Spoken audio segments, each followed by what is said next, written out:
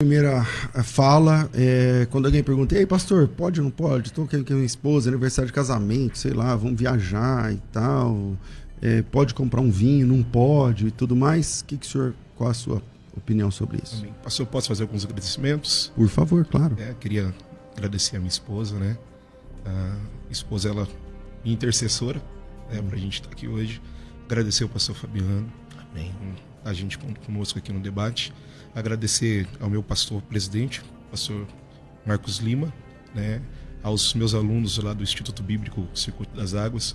Sou professor de teologia deles lá. Eles mandaram um abraço para o senhor. E também os meus amigos, companheiros de WhatsApp, que eles pegaram e falaram assim, você vai lá mandar um abraço para o pastor Fabiano lá, né? Pastor Rodrigo Venerano, pastor Lucas Oliveira. Deus abençoe vocês, meus grandes amigos. Vamos lá? Eu queria começar meu momento de fala dizendo que a gente não acha mesmo, né? O pastor falou que vai ser um debate entre aspas, eu creio que vai ser mais ou menos isso mesmo. Porque a gente não acha nenhum texto em toda a Bíblia Sagrada que seja pecado ingerir bebida alcoólica. Não tem nenhum texto. Biblicamente falando, no Antigo Testamento, existem 3 palavras principais relacionadas à bebida alcoólica, né? E o senhor, que é um grande hebraísta, né, pastor? Vou tentar me arriscar aqui, né? A primeira palavra é yahin, né? Que significa vinho.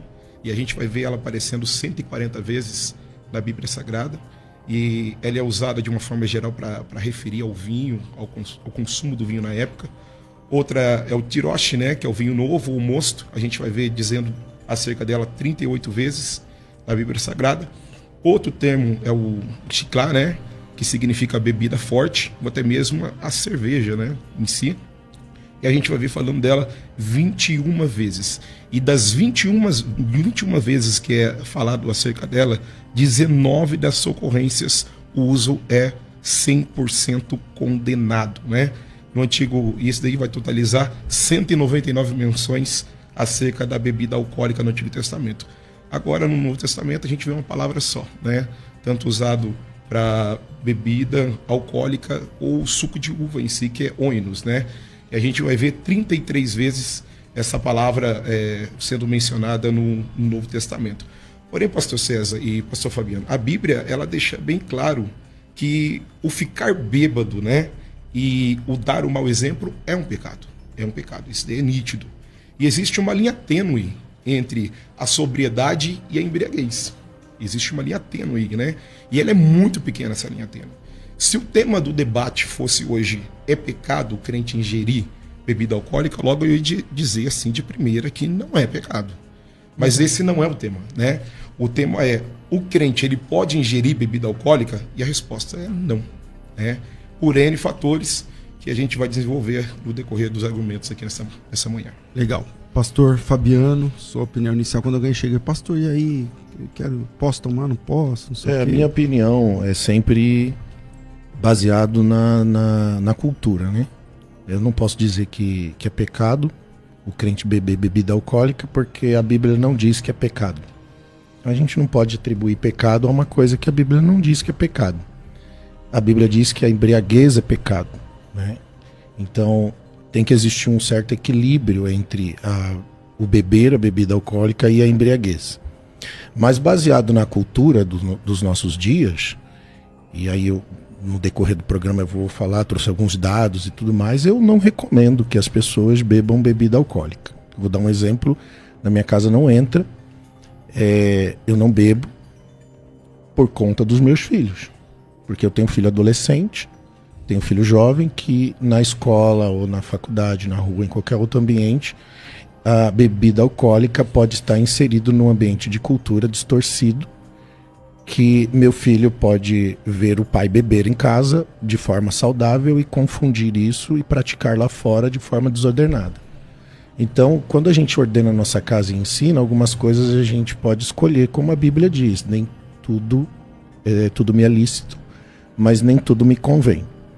Como o tema se é pecado, e eu acredito que pessoas cristãs podem beber bebida alcoólica e não estão em pecado e não estão se embriagando e isso não impede essas pessoas de adorar a Deus, de servir a Deus, enfim. Porque cada caso é um caso, cada situação é uma situação. Então a gente tem que ter esse certo equilíbrio. Biblicamente, a gente vai encontrar o texto mais famoso da Bíblia, né, a respeito disso, que está lá no Evangelho de João, capítulo 2, o primeiro milagre de Jesus foi transformar água em vinho. E no versículo 10, a Bíblia diz que todos deveriam servir primeiro o vinho ruim e depois servir o vinho bom primeiro, e depois que todo mundo já bebeu do vinho bom, servir o vinho ruim depois, o mais barato. No caso aqui, ele foi indagado porque guardou o melhor para o final. E aqui a gente percebe que a galera já tinha bebido, e Jesus foi lá e multiplicou, transformou água em vinho, e era um melhor vinho. E por que Jesus faria isso se fosse pecado beber o vinho? Outro texto de Mateus 11, versículo 17, o próprio Jesus afirma beber vinho. Então, gente, Jesus bebeu vinho.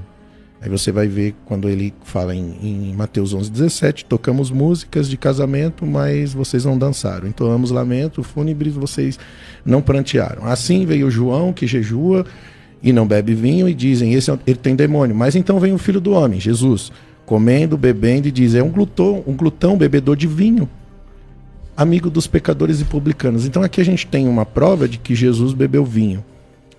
Tá? Então, de novo, quando a gente entra no assunto da cultura, é bom que os irmãos, a igreja, tenha consciência do que é lícito. Hoje nós vivemos um tempo diferente do tempo bíblico. Bom, ok. Pastor Jonatas. Então, só um adendo aqui. O pastor que falou que o tema do debate hoje é que é pecado o crente ingerir bebida alcoólica, né? Mas o tema nosso hoje é o crente... ele pode ingerir bebida alcoólica? Não é se é pecado em si, né?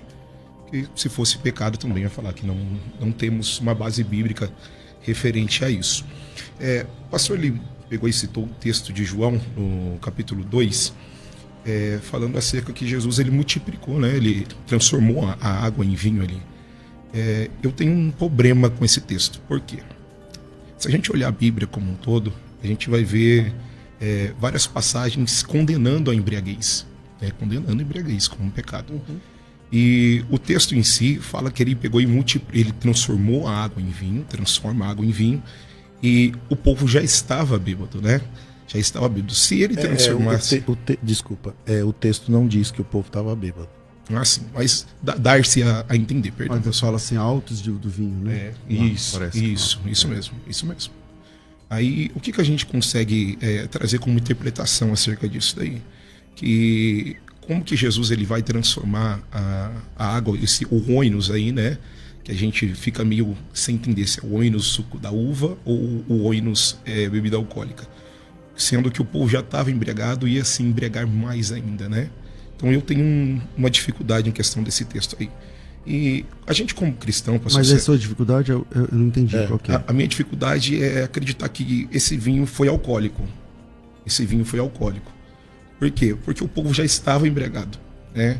Se ia romper com um preceito bíblico em questão da embriaguez. Se pegasse, ele transformasse esse vinho em um vinho alcoólico.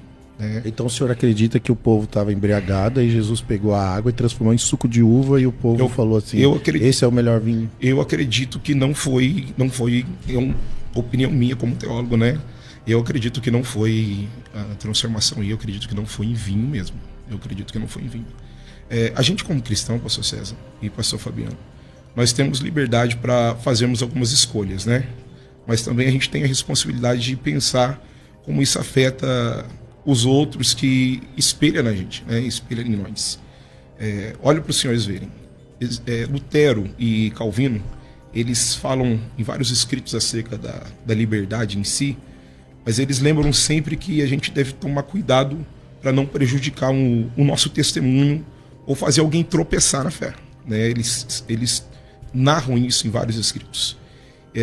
Isso é o que Paulo ele vai também narrar lá em Romanos, no capítulo 14, versículo 21, sobre a importância de ajudar e não atrapalhar os cristãos na época, né? Uhum. Então, a gente como cristão, a gente tem que tomar cuidado, porque somos exemplo dos fiéis. Então, somos exemplo dos fiéis. Concordo.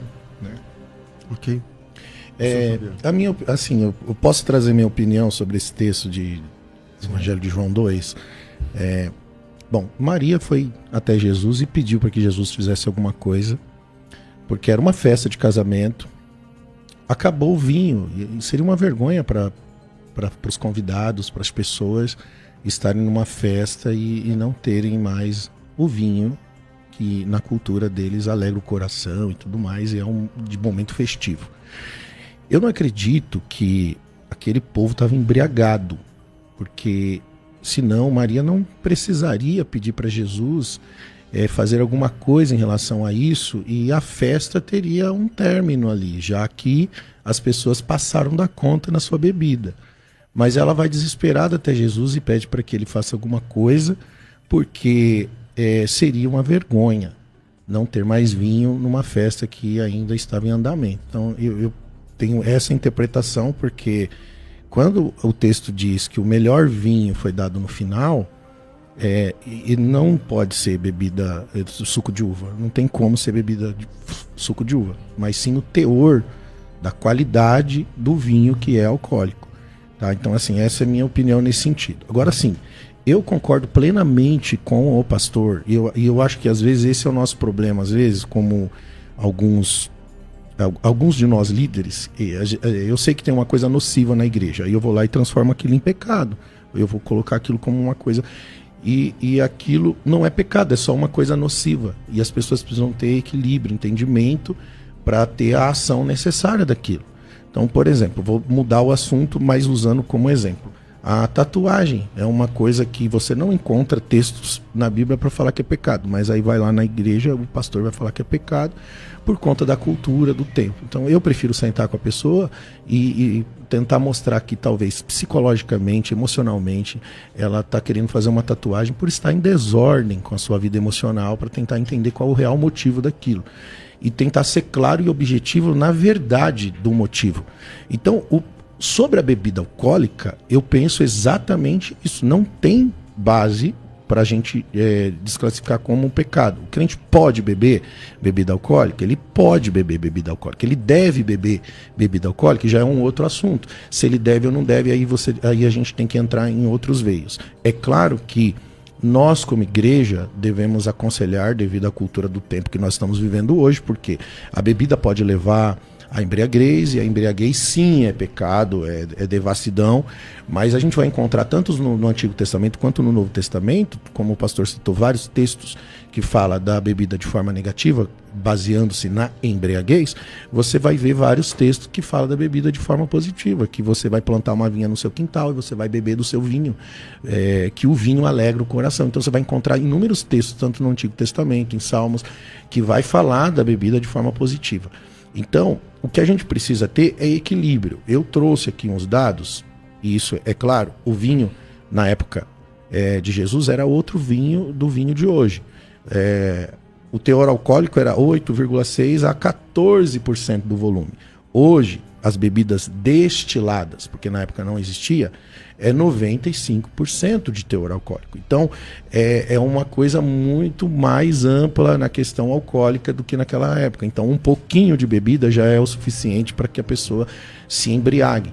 Então, hoje a gente tem essa questão cultural para que a orientação da igreja seja bem colocada, porque a bebida ela destrói família, o embriagado, né, o que se embriaga com a bebida, ele se torna violento, enfim, ele não consegue manter-se no emprego, ele não consegue ajustes mentais, então é nocivo, e a igreja tem que estar abstenha sobre isso por questões culturais. Isso é fato. Pastor Jonatas, uma pergunta, o senhor entende, já que o senhor entendeu que lá o vinho não é alcoólico de João 2, que Jesus nunca tomou vinho também? Eu acredito que ele tomou vinho, sim. Tá. Eu acredito que sim. Segue aí sua participação. Quando a gente entra no contexto bíblico, né? A gente vai ver um texto lá em Efésios capítulo 5, no versículo 18, que Paulo ele vai nos dizer que não devemos nos embriagar com vinho, né? Agora já em 1 Coríntios, no capítulo 10, versículo 31, Paulo ele vai dizer que tudo o quanto a gente fazer, né? Tudo quanto fazemos deve ser para glorificar a Deus. Tudo quanto fazemos deve ser para glorificar a Deus. Inclusive, as nossas escolhas com beber ou não, né? Também faz parte dessa visão de glorificar a Deus. E, na minha opinião, eu não vejo nenhum ponto positivo em glorificar a Deus na ingestão do álcool em si. Não vejo nenhum ponto positivo em glorificar a Deus na ingestão de álcool. Como o pastor citou, antigamente o vinho, eles até colocavam a água, né, para tentar amenizar o teor alcoólico. Mas hoje as bebidas, elas têm um teor alcoólico muito, muito, muito grande, né? E o impacto do álcool no nosso comportamento, na saúde, até na nossa vida com Deus, né? A gente não pode ignorar isso. A gente não pode ignorar isso. A ciência, ela vai mostrar que o álcool, ele mexe com o cérebro, mesmo em pequenas quantidades, ele afeta também o nosso julgamento, além de acabar com relacionamentos. A gente vê casamentos sendo destruídos por conta do álcool e por aí vai. Há uma necessidade da gente pensar que como isso influencia a nossa caminhada cristã, né? Como cristãos, a bebida alcoólica, ela tem mais malefício do que benefícios em si. Principalmente para nós cristãos, entre conduta moral, entre conduta ética e por aí vai. Pastor Fabiano. Eu concordo sim com o pastor. Quando a gente fala de questão cultural, e aí a própria Bíblia também vai orientar isso, porque cada igreja às vezes tem uma questão que é cultural, às vezes não é doutrinária, mas é cultural. E a gente precisa respeitar isso. Sim. Por exemplo, eu nasci num berço evangélico, fui criado na Assembleia de Deus, mas eu não tenho cara de assembleano, né? Não tenho perfil de assembleano. No meio termo da minha vida eu transicionou para a presbiteriana. Então você vê que eu tenho um pé lá, um pé cá, e muitas vezes eu ministro em igrejas da Assembleia de Deus. Quando eu vou, eu coloco a gravata, coloco o terno, tal, respeito a cultura do ambiente. E quando uma pessoa me procura e fala, pastor, na minha igreja pode isso, pode aquilo, eu falo, então você tem que respeitar a sua igreja. Mas não é bíblico. Então você está lá, você concorda? Está debaixo dessa autoridade, você tem que respeitar culturalmente. E aí o texto vai falar sobre a bebida também. E aí eu concordo plenamente com o pastor. Se você congrega numa igreja que condena essa prática e você você está indo contra a autoridade espiritual que é a igreja com a qual você congrega. Olha o que a Bíblia diz, Romanos 14:14. Bom, se alguém está no Senhor, tendo a plena convicção de que nenhum alimento é por si mesmo impuro, a não ser para quem assim o considera impuro, se o teu irmão se entristecer devido ao que você come, se você está agindo por amor ou por causa da sua comida, não destrua o seu irmão por quem Cristo morreu. Aquilo que é bom para você não se torne objeto de maledicência, pois o reino de Deus não é comida, não é bebida, mas é justiça, paz e alegria no Espírito. Aquele que assim serve a Cristo é agradável a Deus, aprovado pelos homens. Por isso, esforcemo-nos em promover tudo quanto conduz à paz e edificação mútua. Então não destrua a obra de Deus por causa da tua comida. Todo alimento é puro, mas é errado comer qualquer coisa que façam com que os outros tropecem. É melhor não comer carne e nem beber vinho, nem fazer qualquer outra coisa que leve o seu irmão a cair.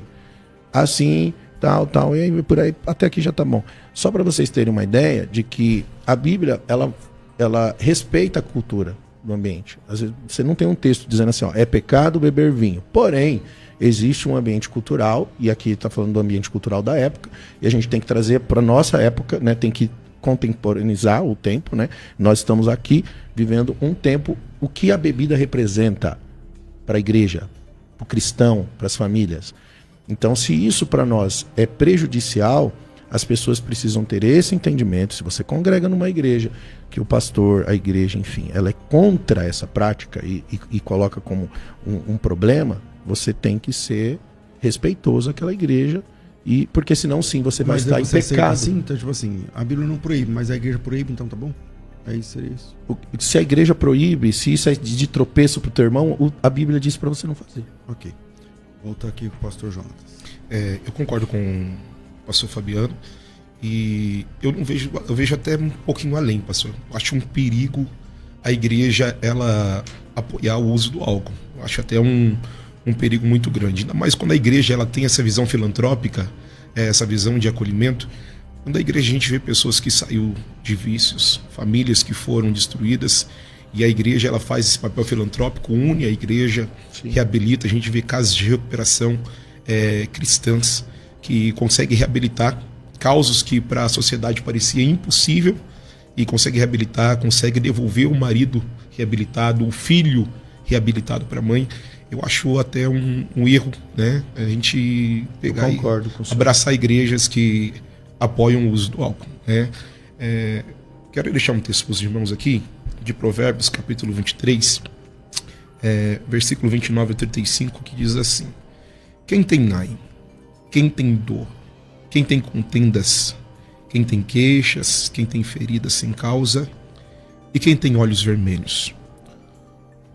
Os que demoram no vinho, os que andam buscando a bebida misturada. Não olheis para o vinho quando ele está vermelho, quando resplandece no corpo, quando se escoa suavemente. No fim, morderá como uma cobra e picará como uma víbora. Os teus olhos verão coisas estranhas e o teu coração falará perversidades. E serás como o que se deita no meio do mar, ou como o que se deita no cume de um mastro. Dirás: bateram-me e não me doeu, espancaram-me e não senti. Quando me despertarei, ainda o buscarei mais uma vez, né? Esse texto aqui, lembrando que Provérbios a gente tem bastante visões filosóficas, né? Mas esse texto ele nos dá um adendo, né? De entender o perigo que o vinho ou a bebida nos traz. A gente tem que entender que quando a gente vai trabalhar esse lado da embriaguez, ela une N fatores, pastor César. N fatores. Por quê? Tem pessoas que se embriagam com 3 copos. Tem pessoas que se embriagam com 2. Mas tem pessoas que se embriagam com 1 copo. Tem pessoas que se embriagam com meio copo. Aí o pecado entra em questão da embriaguez. Tudo bem. A pessoa, se ela ficar sem se alimentar e trabalhar o dia inteiro e chegar em casa, eu vou beber, tomo direto um copo de vinho e nunca me embriago. Vai ser a mesma quantidade de vinho que ela vai beber e não vai se embriagar? É difícil dizer isso. Porque quando a pessoa está cansada, está com fome, pouca quantidade de álcool faz com que ela se embriague. Mas e aí, pecou? Pecou, se embriagou. Então isso aí é uma grande dificuldade. A ideia que um pouco de vinho ele faz bem à saúde, eu creio que os pastores já ouviram falar isso, né? Um pouquinho de vinho faz bem à saúde. O Paulo ele aconselha o Timóteo lá colocar um pouquinho de vinho na água lá, né? Para fazer o estômago e por aí vai. E se eu falar para os irmãos que a OMS ela está derrubando isso? A OMS ela está acabando com isso. Por quê? Essa visão que o vinho ele faz bem, de estudos antigos, que ele dizia que ele poderia proteger o coração, que isso seria uma causa de substâncias que ele tinha, como o resveratrol, que tem na uva e por aí vai. Se a pessoa pegar e chupar uma uva, comer uma uva, ela vai consumir o resveratrol, né? Mas pesquisas mais recentes, ela está questionando isso, pastores. Está questionando essa visão. Parece que o vinho não é tão importante quanto alguns pensavam, né? E o avanço da ciência, da medicina, ela vem mostrando isso. Só finalizando aqui, outros fatores com uma boa alimentação, um estilo de vida e até mesmo a genética das pessoas, ela tem mais influência do que o próprio vinho. Além disso, até o consumo moderado de álcool, ele pode trazer risco, aumentar a chance de câncer, problemas no fígado e até afetar o cérebro. Ou seja, até o vinho, em pouca quantidade, ele pode não ser tão bom assim, né? Ok. Eu comecei esse bloco com o pastor Jonas, eu vou terminar com o pastor Fabiano.